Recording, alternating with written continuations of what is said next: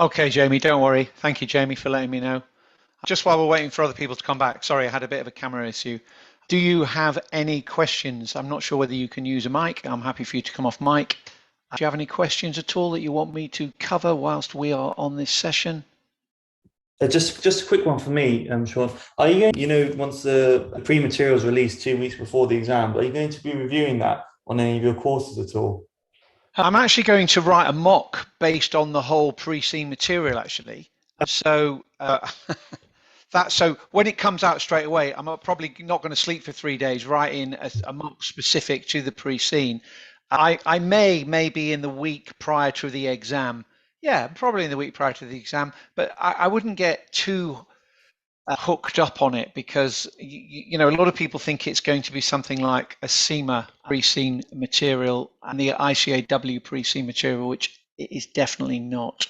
So don't get too obsessed with that. It's far better to kind of train to practice on the CBE platform, your exam technique and stuff like that. Understood. Thanks. Okay. I have put a message in the chat box. I do apologize for being kind of a little late there. Are we here? I can't see any cameras on. Some can't put them on, but that's fine. But just at least let me know you are here, and then I will start this evening. Sandy, how you doing? Have you got any questions or anything? No? Oh, you're not on sound actually, Sandy. So come on, sound. Do you get any pre-access to the pre-seen material, or do you get it on the same day as everybody else? I get it on the same day as everybody else. And the rationale for that is, if I'm really honest with you, we're not, oh, well, we are recording, but I won't share this. Things like SEMA, yeah, mainly SEMA, ICAW is slightly different, but SEMA will release the stuff to publishing companies probably 6 weeks before students will see it. So then they produce their own kind of hypothesized set of questions and mocks and stuff like that. In a way, the information given in a SEMA pre-seen does lend itself to an ability to kind of predict, guess, I suppose, what questions might come up. That is not the case with the ACCA pre-seen material. The ACCA pre-seen material was a result of an update that the ACCA made, mainly because ACCA is a much more global exam, and what might be a very common language to you and I might not be common language to some peoples in the world. So if you live in the middle of landlocked Siberia, you might not know what a yacht is. And and it might, well, of course, I know what a yacht, but just like we don't know, what a yak's milk chew tastes like, kind of thing, So that's the story there. So really, it is being done to not discriminate against people whose English might be a fourth language, but also to represent how it is in real life. So in real life, we wouldn't be asked to absorb, digest, get a head around everything in an hour, like we were in the precursor of the SBL exam. So there's two roles it has really. That's what's going on there. Thank you. So I don't get it. If it was the intention of the ACCA are a bit paranoid about people spending all their time focusing on the pre-seen when really that's not the point. The point is just to have familiarity with the industry, with the terminology. It is a hypothetical business, so it's no good searching whatever the business is all over the internet because there's no benefit in that. I mean, there is a benefit of having business awareness and what businesses are doing, but that's not industry specific, I'd say. So hopefully that answers your question. What I am going to do with Very it, though, thoroughly. yeah, just so you kind of get it, so you understand it. But what I personally, and this is a bit because I have the ability to be a bit more agile and flexible as a much smaller business. But personally, I'm when I get it, I'm not going to sleep for 3 days and write a whole mock, which I will then use for my students to do. I'll get it marked by ACCA markers, so I've got to turn that around pretty quick. So that's my intention of what I'm going to do. But that's obviously very useful. You'll become very familiar with the pre-seen. But it's more doing a mock is a key thing I'd like all students to make sure they do. And there are free mocks available on the CBE platform of the ACCA. That's a key thing. If you don't do that, you're mad. Yeah. So hopefully that helps. Yes, no, that's great. And one of the mocks is the yacht one. Yes. Yeah. I mean, but a lot, we just, if you have empathy, I do a lot of traveling around the world with the ACCA, and, I do, it's very different in some parts where ACCA run courses. So, good for the ACCA kind of embracing everyone and making it, easy for everyone. Even things like remote exams are very difficult in some places because the internet is just so poor. So, yeah, that's the main rationale behind it. And rationale is just something I'll talk a little bit about to help you understand how to be particularly good at SBL. Right. I recognize your name. Where do I recognize your name from? Well, I hold you in great respect. I have a small classroom-based set of courses that I run, and I respect your expertise. Yes. Okay. And where are you based, Sandy? I'm based near Arundel on the south coast. Yeah, very yes, nice. Yeah. Duke of Norfolk. Oh, yes, definitely. Yes. Yeah. Yeah. Okay. All right. Well, yeah. No, thank you very much. No, that's fine. That's fine. So I'm not sure. Well, Jamie's here. I am just going to crack on. I'm recording this, so I am just going to. I was going to share screen. It's probably a little bit of. Anyway, let's go with it. I will jump through some of it. Let me just move the chat box to a different place because I might lose that when it goes onto slideshow. I'm going to share my screen. Hopefully, I'm going to share my screen. I'm going to share this one. Okay. And I'm going to do a slideshow. Play it from the start. Okay. So basically, I'm talking about maximizing efficiency in your exam. I've got a rough structure that I'm going to look at, and please just shout out anything you want to in terms of kind of what I want to look at, but I am very much driven by you. So either come off mic or put a message in the chat box and I'll respond. I'll briefly talk about what qualifies me, mainly because there is a lot of charlatans on Facebook who I would prefer you keep away from. Rationale behind SBL is really important if you are training people on SBL or you really want to get to the crux of it. Quick thing on the format, probably won't talk about that actually because we've talked a bit about it. But yeah, I'll ask some questions on it. How SBL is different if you're taking it for the first time. How it's marked is probably something I want to spend a bit of time on, and basically why people fail SBL. So in terms of me and what qualifies me to talk to you, not only have I been doing it a long time, but I have had some respect for doing it a long time in terms of getting awards. I also work as the ACCA's expert on SBL, and the courses I run myself are platinum approved by the ACCA. So hopefully that gives you a little bit of confidence.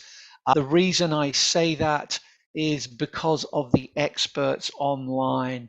There's a lot of fake news out there. These people behaving like they know what's coming up on the exam and making people study things and waste time. Well, anyway, check them out on the ACCA website. If you can't find them, they're not worth listening to. That's all I'm going to say on it. So a very, very quick reminder about the rationale of the SBL exam. Key things really to understand that it is not a technical exam. It's an integrated exam asking you to behave as one would behave in the workplace. Yeah, it's about applying knowledge. It's about practically thinking. So when you're stuck on a question on an SBL task and you think, oh my goodness, what do I say here? Think about what would you do in the workplace? Yeah, keyword there is the workplace. What would you do in the workplace? And often people forget that, and as a result of not really thinking like that and thinking, oh, what page is that in the Kaplan book, tend not to do very well. So it's a practical exam, very different to those exams that require you learning lots of technical stuff. And as I've just said, it is not a technical exam like tax and SPR. It's an applied exam. Yeah, you can't learn it. So those people learning books are not really taking the right approach. You need to develop confidence with practice is what I'd say. Okay, So that's what I would say there. In terms of how does the exam differ to other exams? Well, going back to that word rationale that we've used a few times now, the rationale is its technical knowledge applied. So if you know any theories, by all means have them in your plan and use them as a catalyst to structure ideas, which you then develop into full-blown answers, but always keep them in the context of the workplace would be what I'd say. Observe professionalism as well. Things that can help you, which you can get for free. Have a look on the ACCA website. If you understand that very nicely concentrated kind of mind map or flow chart, that is what you really need to be able to do for SBL, not learn the minutiae of things. Yep. So think about that. Talking quite quickly, if you have any questions of what I've said so far, please jump in. Does anyone have anything they want to ask on what I've said so far? In terms of, just whilst you're thinking about it, in terms of the structure of the new exam, there's only 3 tasks. There are 3 separate word processing areas to fill out. So I've been doing mocks with my students, and some of them are getting a little confused about that because they think there's just one. There's 3 separate ones. That will allow the paper to be marked like other ACCA strategic papers are marked, and sometimes a marker will only mark 1 question. Yeah, so they might get 401 questions, 430 mark questions. So that's how it's going to be marked. I'll talk more about marking in a moment. I think you seem to be relatively clear. So let me talk about how SBL is marked so you understand. So an overview of the policy. What you have is you have a marking session lead, which is kind of very political correct way of saying an examiner. There's 4 exams, so there's an examining team now. The marking session lead will be the examiner for that exam. They will have a number of lieutenants which manage teams of markers. So what happens is that's the management structure, and yeah, these are people who are very experienced, and the exam will be set. It will be electronically transmitted to the marking team. They will then the examiner and the leaders will have a look at a sample of scripts, because as SBL is not like other papers in that there is not one correct answer. 1 and 1 is not always 2 on SBL. There are a number of ways in which a task can be answered, and sometimes that task might be answered in a different way to what the examining team expected. So that gets looked at, and a draft marking guide is finalized. Yeah, that's why it's always worth reading the examiner reports and not just the marking guide. From that, they develop what are called practice and standardization scripts. And the purpose of these scripts is to train the markers. And what the markers do, they go through a sample of marked scripts and understand how the examiner wants that script to be marked. And then they are given scripts which have no marks on them at all, and after quite a lot of training are asked to mark them, and they need to make sure that the mark they give is very close to the mark the examiner wants them to give. Yep. And only then will the markers be allowed to begin marking. Yep. And it doesn't stop there, because every 50 scripts or so, there are a couple of scripts which are known as seeding scripts, which basically check that the markers who were trained to mark very accurately in that first training session retain their accuracy. And if they don't, they get stopped from marking. Yeah. So that's through seeding scripts. So the point of me saying all of that is that the whole process of marking is very, very thorough. Suggested answers you will read on the ACCA website. To be honest, they have a tutorial purpose. They're not really expectations of real student answers. So, yep, credit can be given for any answer. There is no negative marking at all. No mark deductions for spelling or poor grammar or anything like that. And yeah, that is SBL marking. you don't get a mark for regurgitating what's in the case. You get a mark for interpreting what's in the case and explaining it. If you then follow on from that point with a so what, a consequence, a why, well then, yeah, you'll get another mark. And without getting all technical, but the ACCA obviously have standards to uphold, and as with all exams, whether it's basic school exams, they follow a science which is called Bloom's taxonomy. Yep. So let me explain a little bit about Bloom's taxonomy. This is basically the way in which we word questions, and yeah, too much information really, but the SBL exam is focusing on you synthesizing and evaluating. So that means taking information, connecting it, and drawing conclusions from it. Yeah, it's kind of the highest intellectual level strategic professional exams. So yeah, that is how it's marked. So that just demonstrates to you, giving you the whole background to the whole process, that this is not, this is fairly complicated, and for someone just to regurgitate and copy and paste out the case, you're not going to get any marks at all. Even if you just do calculations, you are unlikely to get any marks at all unless you explain what you conclude from the calculations.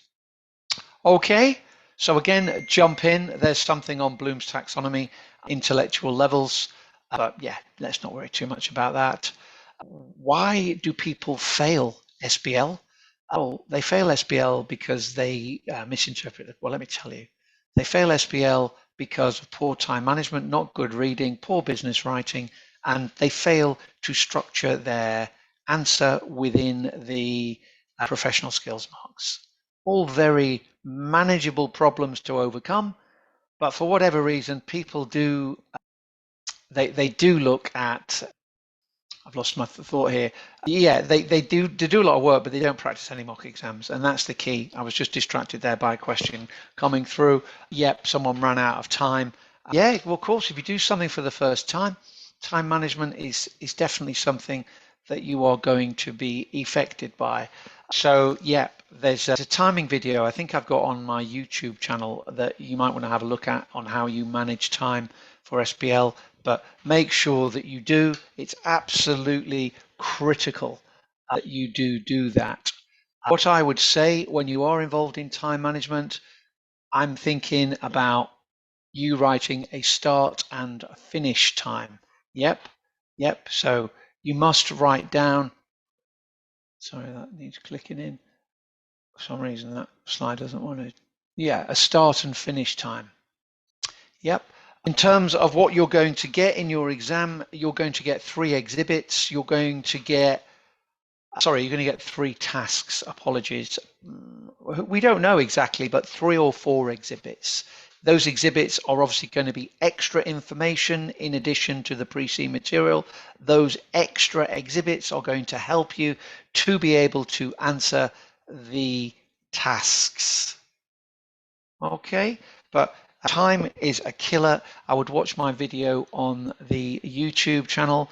In terms of how would I deal with the scenario, this is kind of, break it up into paragraphs, make a link between the exhibits and the tasks. What are the key words? I'm a big fan of picturing it and making it real.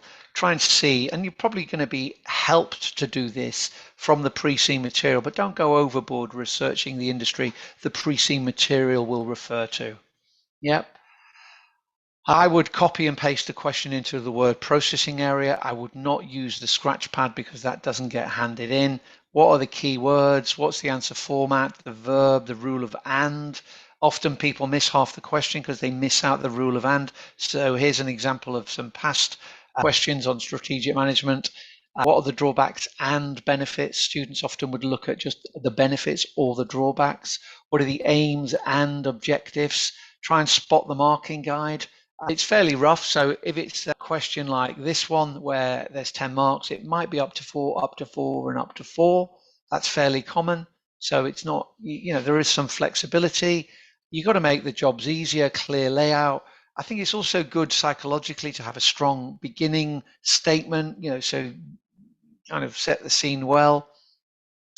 White space, really important. It's amazing how many mocks I see for the first time that look like that. They're really difficult to mark. It takes me a long time to go through and say, okay,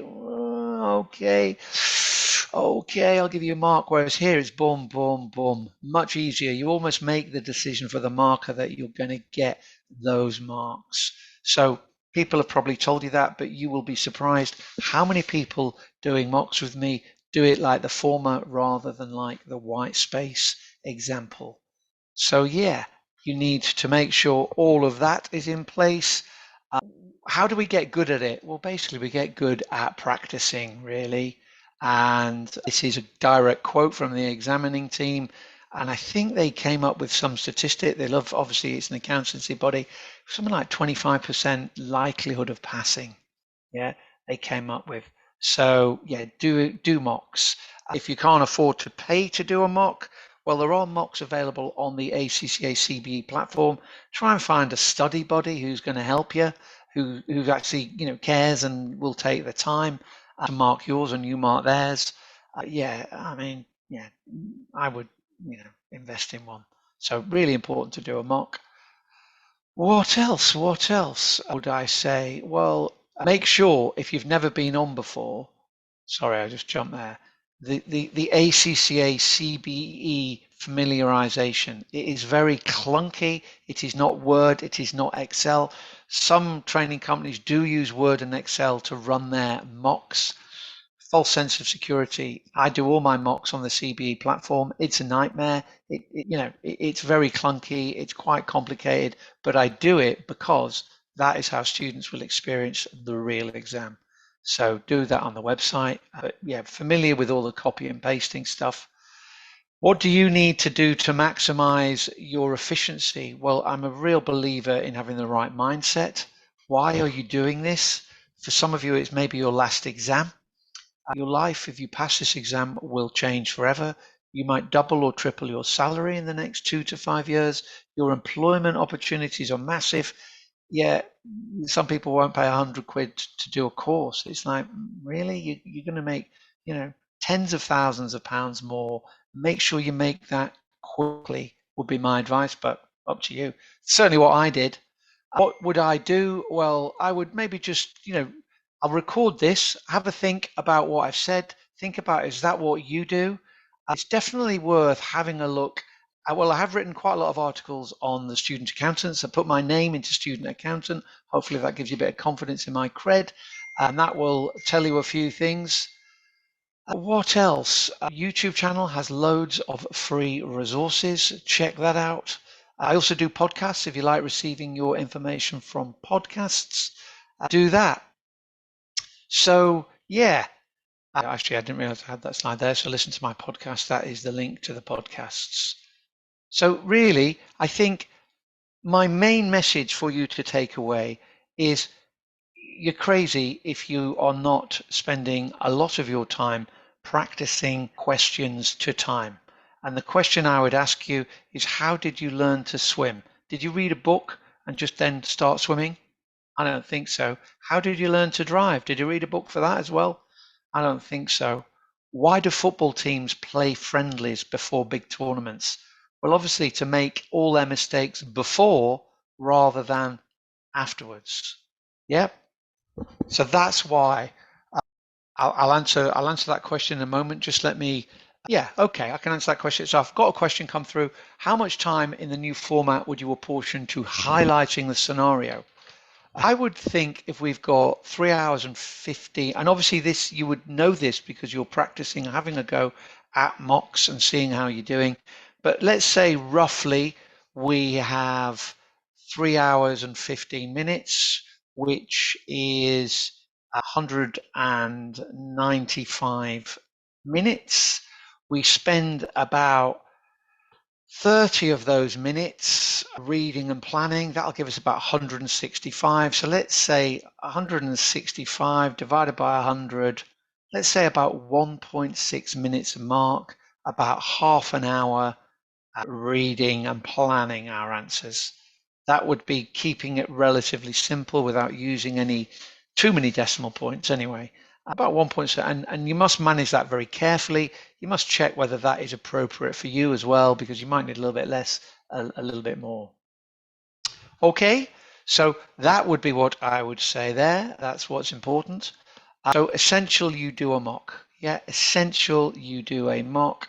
What does my mock look like so you can compare? Well, rather than writing it all out, I would say my mock is going to be based this time on the actual pre-seen material. It's going to have 3 tasks just like the actual mock, and it's going to be run on the CBE platform just like the actual mock, and it's going to be marked by ACCA markers just like the actual mock. So that's kind of, the best way I can think of helping you do it. In terms of how do you sign up for that? Well, if there are places available, you will be able to sign up through that. That's up to you. I think I've said enough. If you haven't taken that message on board, that's up to you. But I'm here to advise. What would you do then for the next 4 weeks?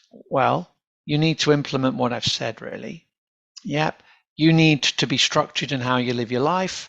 You need to do that by breaking study into manageable chunks. My whole course is all broken into manageable chunks for that reason. You need to have time to sleep, to rest, to relax, as well as work. You cannot study all the time. You can relax by using apps like Headspace and other kind of mindfulness apps. They definitely help your brain. Be careful on your diet as well. If you're, having a lot of sugar, uncomplex carbohydrates, white flour, it's pretty bad for your brain, really. Your brain does not really operate very well with that kind of stuff. I mean, in a very general rule of thumb, your brain is helped by a lot of protein in the morning. Eggs are quite good. More protein than carbs in the morning. And then to help your sleep in the evening, you probably want a bit more carb, but complex carbs and less protein in the evening. But yes, that is definitely proven. I do some work with neuroscientists, and there's lots and lots of research to back all of that up. So it's not just about studying, it's about, like an athlete would prepare for the Olympic final. I mean, Haaland for Man City doesn't read any blue light or look at any blue light after 6:30 in the evening, because he knows that is going to affect his sleep. That's why he's one of the best footballers in the world, maybe, but he certainly enables himself to become the best footballer in the world by tweaking everything that is able to be tweaked. Yep. So you need to do that. I'm going to give you a kind of 5-minute warning, or even less. I mean, we've had a few questions there. If you have any more questions, it is probably the time to ask them, and then we will wrap it up. If you arrived late, I will share this. I'll put it on my YouTube channel, actually. Probably just have a look there. It will be there. It takes a while to load, so it will definitely be there in a couple of days. So hopefully that is helpful. Let me have a look if I missed any questions. Yeah, I've talked about the pre-seen material. I've talked about time management. Yeah, hopefully that's helpful. So, well, you've got my email, but you can, LinkedIn is something I post quite a lot of stuff on. You can have a look at my website, but I think the YouTube channel is probably more useful. I think the main takeaway for me, for you, would be not to let go of the eye on the prize. And what I mean by that is, if you pass this exam and become a qualified accountant, this is going to massively change your opportunities in life. If someone said to me, Sean, just do a course with this guy and you'll pass an exam. And if you pass that exam, you'll probably double or triple your salary and you'll massively improve your employment opportunities. Sadly, nobody's saying that to me. If someone was saying that to me, I would walk over broken glass to get to that place. I really would. Yet that's what's been said to you. That is the offer on the table. Please take it. Okay. I wish you all the very best. I've got one question from Sandy. Are there several versions of the exam? Yes, there are, Sandy, because that exam, being a global exam, takes place in different time zones, and to prevent plagiarism and the like, yes, there is a slight variance. So it's not the same exam everyone takes, but there's lots of fair moderation done by the ACCA. Okie dokie. Well, send me a WhatsApp if you have any questions. I wish you all the best. It really is about time, reading the question, looking at the professional skills marks, and making sure you frame your answer through the lens of that professional skill. And if you do that, you'll do fantastic. All the very best. Thanks, Sean. Take care. Yep, no worries. I will stop. You can. I'll just stop the recording. And if you've got any other questions, you might not want them recorded. Stop the recording.